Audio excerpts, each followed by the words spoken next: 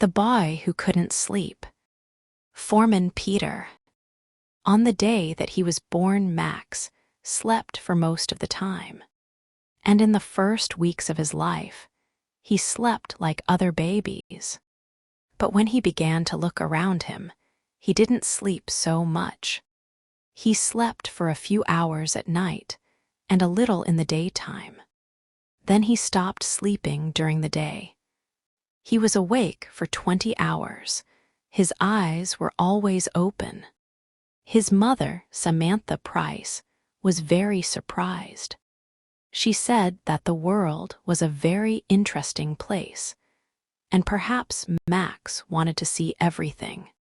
She thought this was because he was intelligent. The doctors and pediatricians were also very surprised, but they said that they didn't know why Max slept so little. Then a child psychologist studied Max's case.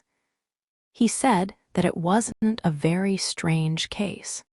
His studies showed that a lot of modern babies were sleeping less. He wasn't sure why, but he had some ideas about it. 200 years ago, people went to bed earlier than today, he told Samantha. Generally, life was slower in the past, and people slept longer. They worked a lot, and they didn't have much money.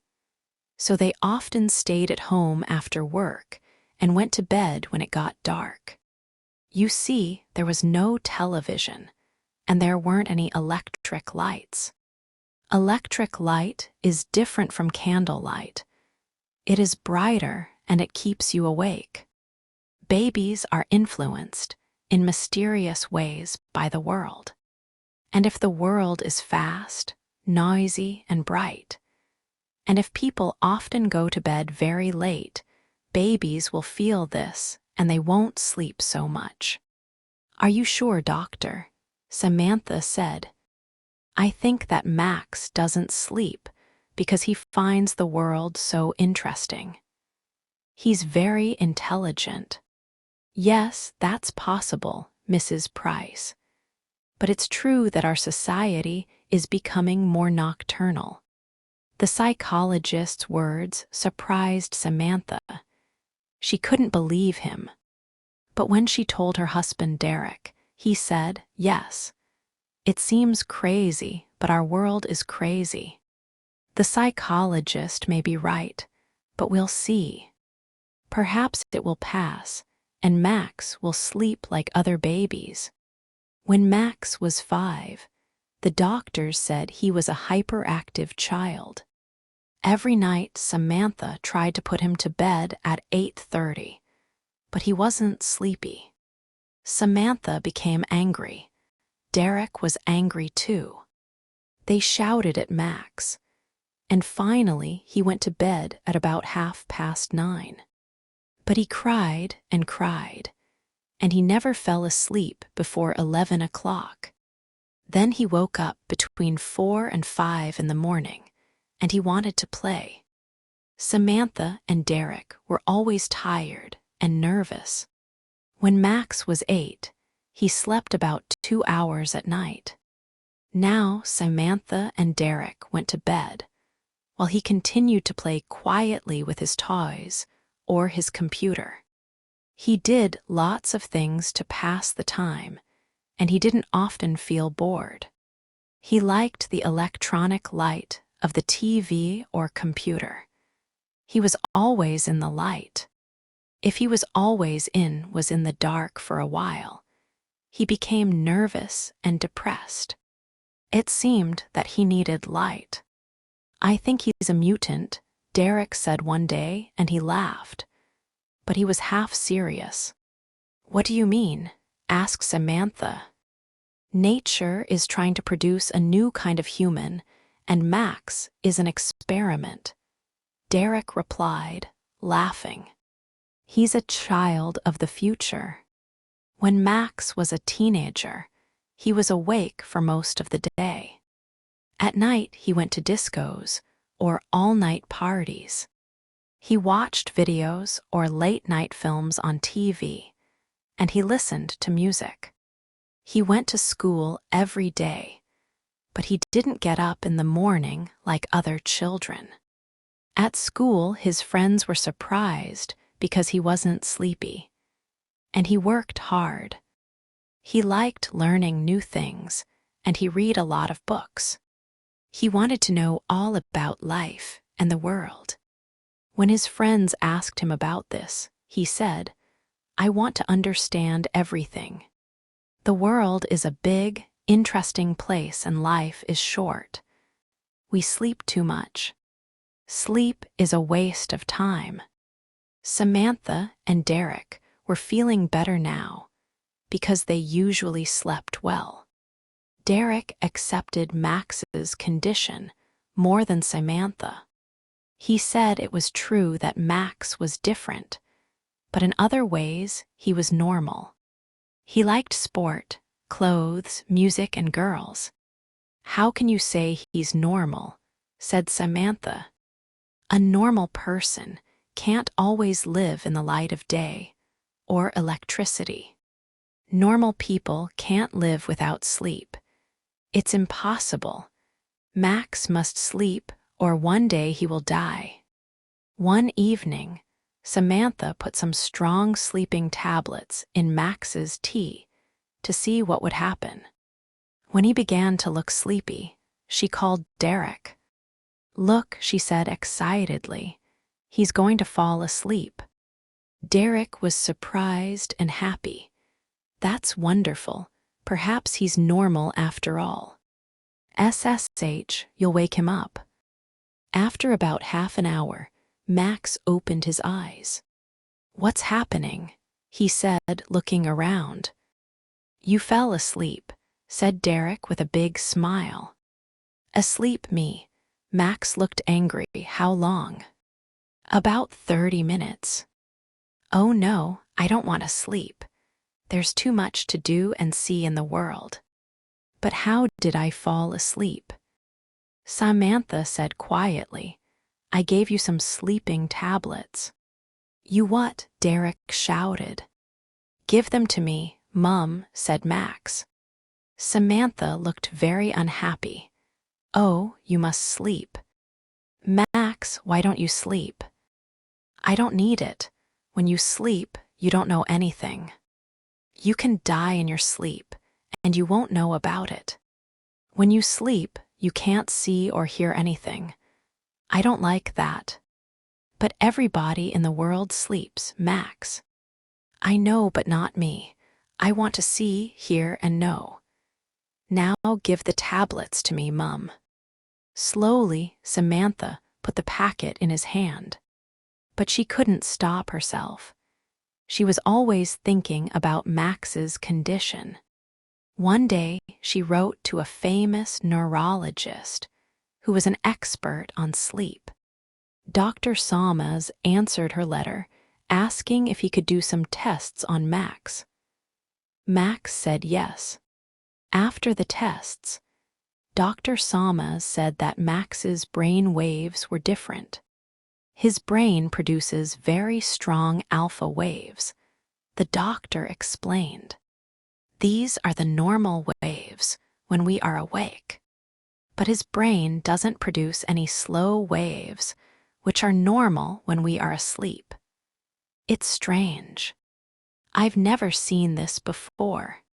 "So he really doesn't need sleep?" asked Derek.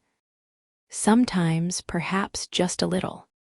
"And he is a normal, healthy person?" Samantha asked. "Yes, he is, but there is a problem. Sleep restores the body.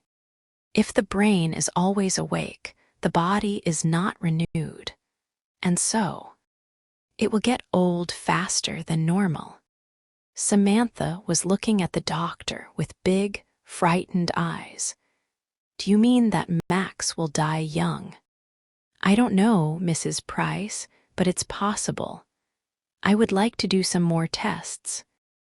Dr. Salmas's tests showed that Max's body was getting old faster than normal.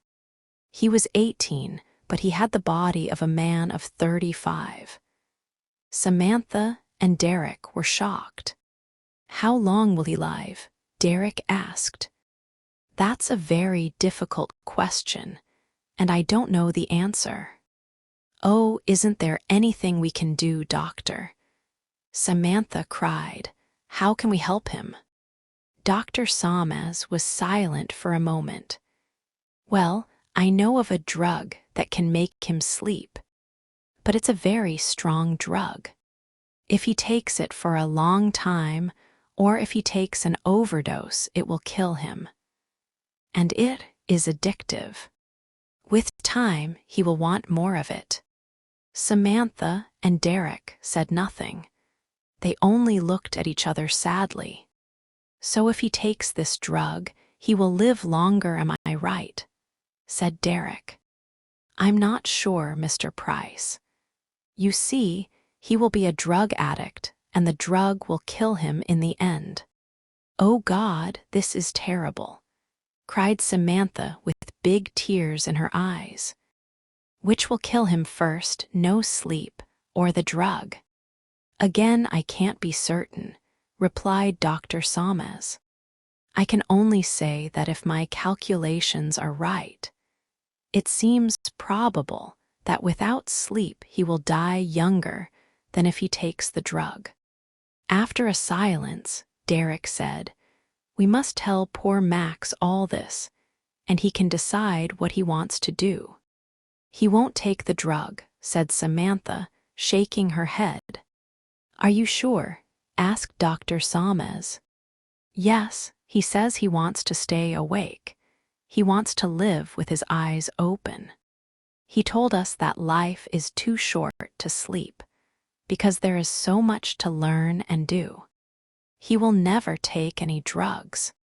But you and Mr. Price must tell him that it's better to take the drug," Dr. Salmaz said. "When he understands the problem, perhaps he will decide to take it." That night, Samantha and Derek talked to Max. They told him the situation and said that Dr. Salmaz thought it would be better for him to take the drug. "And what do you think?" Max asked them. "We agree with the doctor," said Derek. "No," said Max, "I won't take any drugs." "Take your time, Max," said Derek. "Think about it." "The answer is no. I don't want to spend half my life sleeping in darkness. I prefer to live for a short time awake in the light. The world is a miracle, and I don't want to miss any of it." "But Dr. Salmaz said you will be dead before you are 40, said Samantha, beginning to cry. Max smiled. "The number of years I live is not important. How I live is more important. What I do and what I am is more important." Samantha was very unhappy. "Oh, Max, my darling boy, please take the drug." "I'm sorry, Mum, but I can't." Then Max smiled. "Will you excuse me now? If I'm going to die young, I haven't got much time." So Max continued to work and play and live fast. But he lived a quiet, clean life. He didn't smoke or drink alcohol, and he didn't eat too much. He didn't worry about small things, he didn't think about money, and he didn't waste time. He traveled a lot and looked carefully at the world and people. They interested him, and he studied hard. He was always bright and awake. He always wanted to learn new things. The medical experts said that Max's body and brain were not influenced by the diurnal rhythm, like every animal on Earth. "I'm sure he's from another planet," laughed Derek. He liked Max's strange condition now. It was different. But Samantha didn't like it. She did everything possible to make Max normal. For years, only a few doctors and scientists knew about Max's condition. Samantha and Derek didn't tell anybody It was a big secret. So Max lived quietly and he was happy. When he left school, he got a job in a bank. Then he met a girl called Wendy and they fell in love and got married. Max was 30 years old. He didn't tell Wendy about his condition, so she didn't know anything. But she began to notice things. And one day she told Samantha that Max didn't sleep much, but he was never tired. The two women talked, and finally Samantha told Wendy the secret. Wendy was shocked and amazed. Is Max really going to die before he's 40? Nobody knows. Dr. Samas said that if he lives quietly, he will probably live longer. But listen, Wendy, you must not tell anybody about this, not even your friends. Nobody must know. It's a big secret. Why? Said Wendy. Because he must live quietly. Then he will be happy and he will live longer. So the world must never know, especially the newspapers and magazines. They must never, never know. Do you understand, Wendy? You must never say anything to the media. Promise. Yes, all right, I promise, Wendy answered. Wendy was a good person and a good wife. But she liked money, and she liked a lot of it. She loved spending money. So when she saw beautiful clothes in the shops, she was often angry because she couldn't buy them. Max didn't get a lot of money as a bank clerk, so Wendy began to think. She thought, I'm going to have a child soon. If Max dies before he is 40, what will happen to us? I must think about the future. One day, she decided to speak to Max about it. At first, he was angry because she knew his secret. Then he smiled. Wendy, my love, don't think about the future. We love each other and we are happy. That's very important. You see, nothing is certain. Perhaps I won't die young. But I promise that when I die, you will have enough money. But Wendy had a different idea. She thought about it for a few days, and then she went to the office of a big national newspaper and said that she wanted to tell them an incredible story.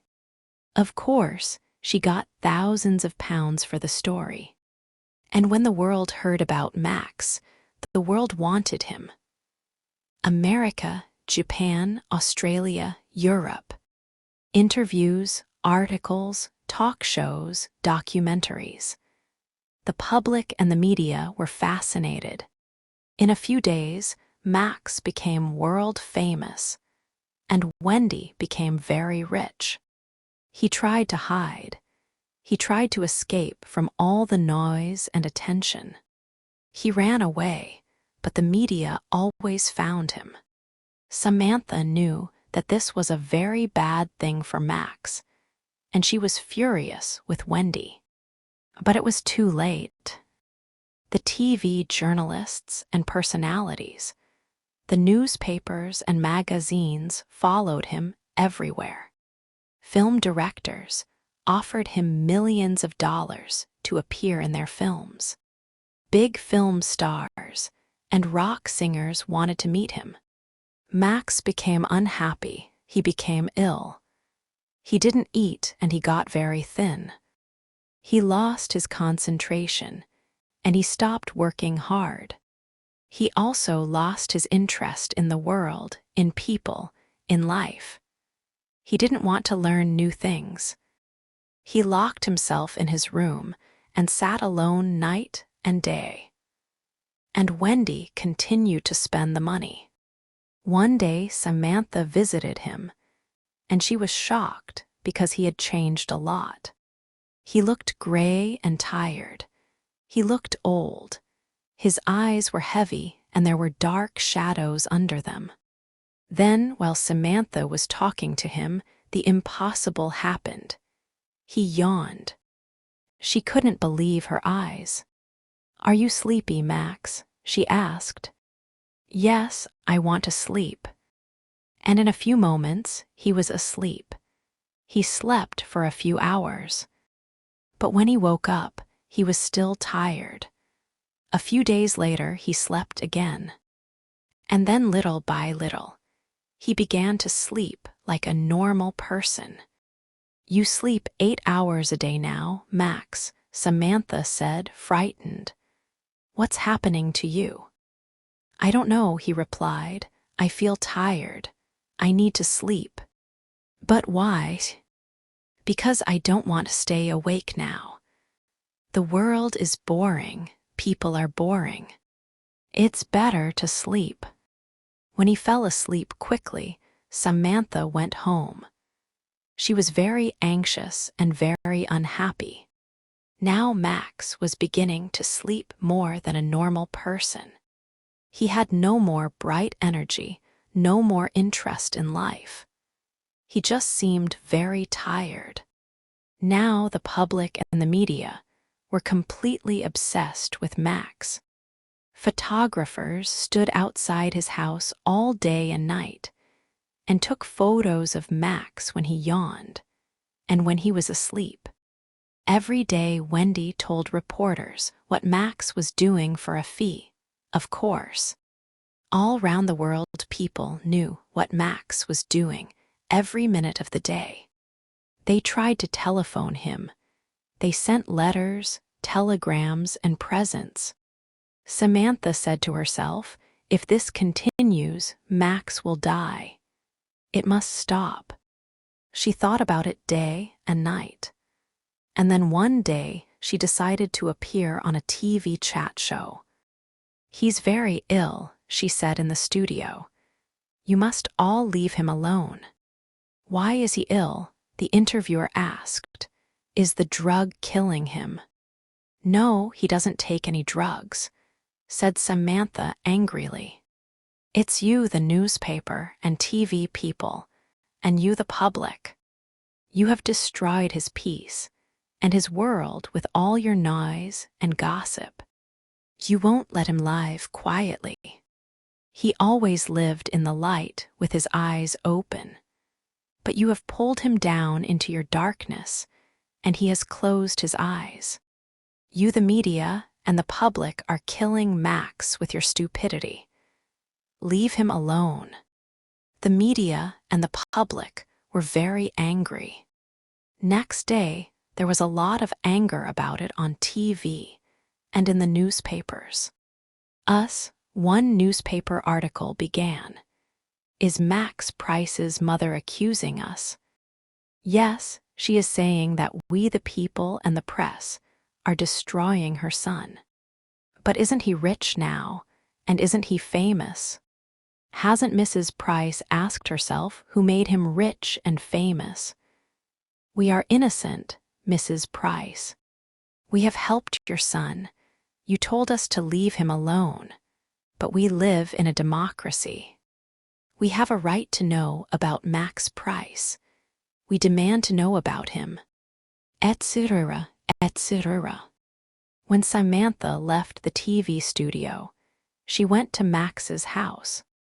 Wendy told her that he was sleeping, so she went home. Next day, Wendy phoned Samantha. "I'm frightened," she said. "Max is still sleeping. Please come." When Samantha arrived, there were reporters and photographers and 2 TV cameras outside the house. She pushed her way to the door and went in. Wendy was sitting on the sofa. She looked terrified. "Why doesn't he wake up?" she cried. The women went upstairs to Max's room. He was in bed. His eyes were closed. His face was very pale. Samantha touched him. "He's very cold," she said. "Call Dr. Samas." Dr. Samas came and began to examine Max. Just then, Derek arrived. "There's a very big crowd outside," he said. Then he saw that the women were crying. He looked at Dr. Salmez, who said to him, "Tell the people to go away. Max is dead." Next day, Max's death was big news all over the world. The newspapers, the magazines, and the TV news all had the same opinion. The boy who couldn't sleep has finally found eternal rest. As the doctors always said, he died before he was 40. This shows that the people and the media are not responsible